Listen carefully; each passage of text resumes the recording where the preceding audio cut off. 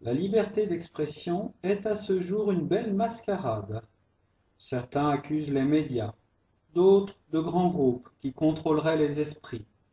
Mais au fond de vous, vous savez bien que ce n'est pas ça. Je vais vous parler de celui qui contrôle vraiment les esprits, celui que votre hypocrisie ne veut pas reconnaître. Je vais vous parler de vous.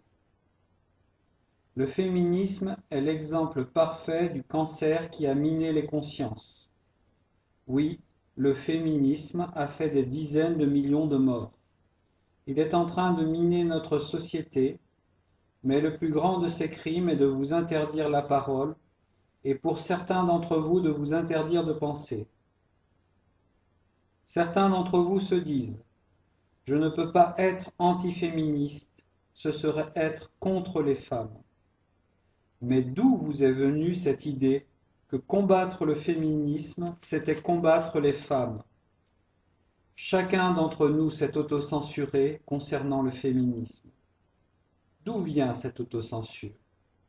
Pourquoi combattre le féminisme serait-il politiquement tabou? Pour répondre à la question, il faut que je vous parle du pouvoir des femmes, et il faut que vous acceptiez d'envisager ce pouvoir. Les femmes n'exercent pas le pouvoir comme les hommes. Les hommes aiment plastronner, s'imposer socialement, être reconnus aux yeux de tous, voire gagner de l'argent.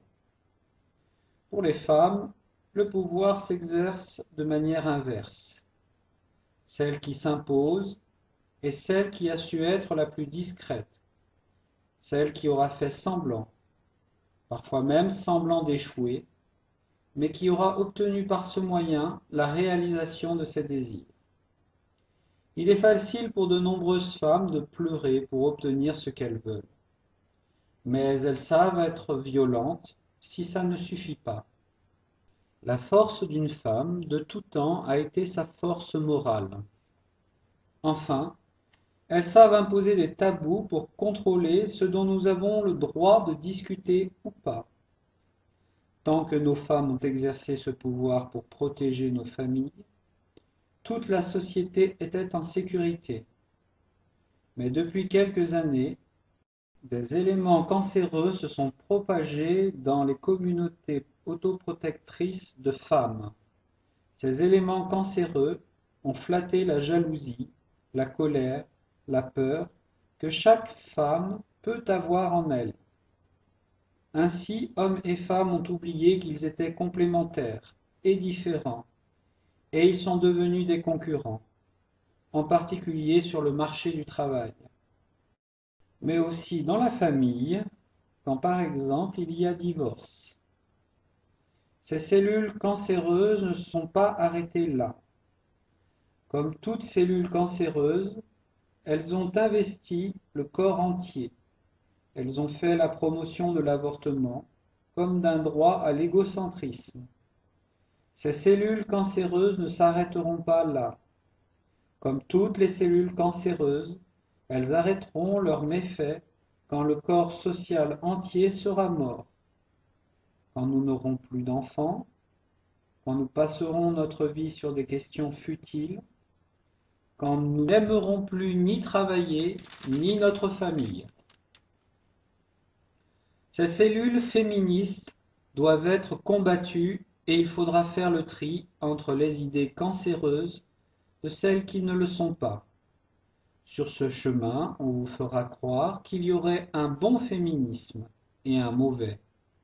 Ce serait oublier que le féminisme, d'où qu'il provienne, est incapable de penser l'interdépendance entre hommes et femmes dans tout le corps social, parce que précisément tous les mouvements féministes défendent les droits des femmes. Mais contre qui? Serions-nous ennemis? Qui a débuté cette guerre des sexes? Les hommes se sont-ils regroupés en associations pour opprimer les femmes? Au contraire, dès que les femmes l'ont demandé, elles ont obtenu sans violence tout ce qu'elles désiraient.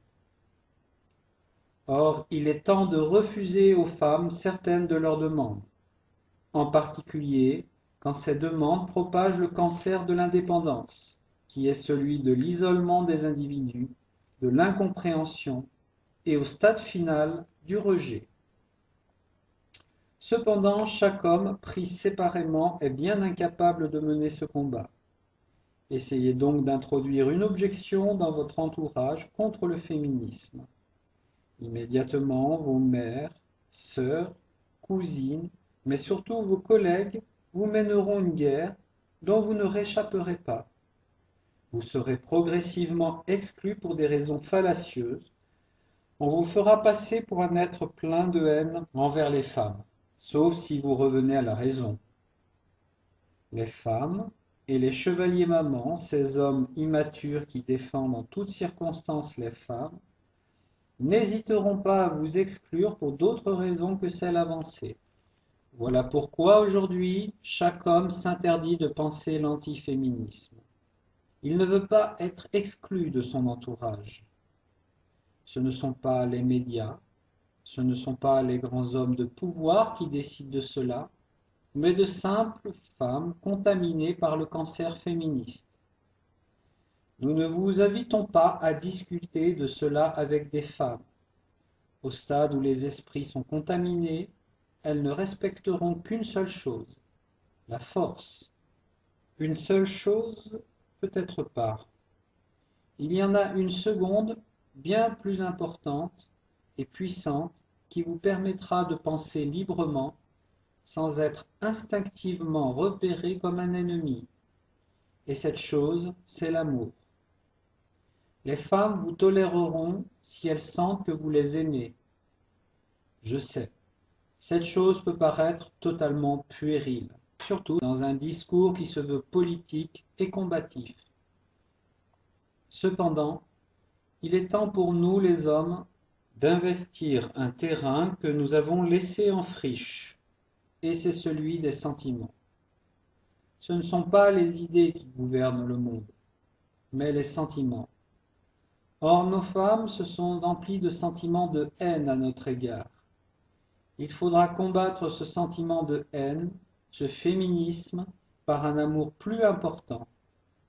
Voici comment nous sauverons nos femmes de ce cancer, et avec elles, l'ensemble de notre société. Sur ce chemin, je vous souhaite bon courage.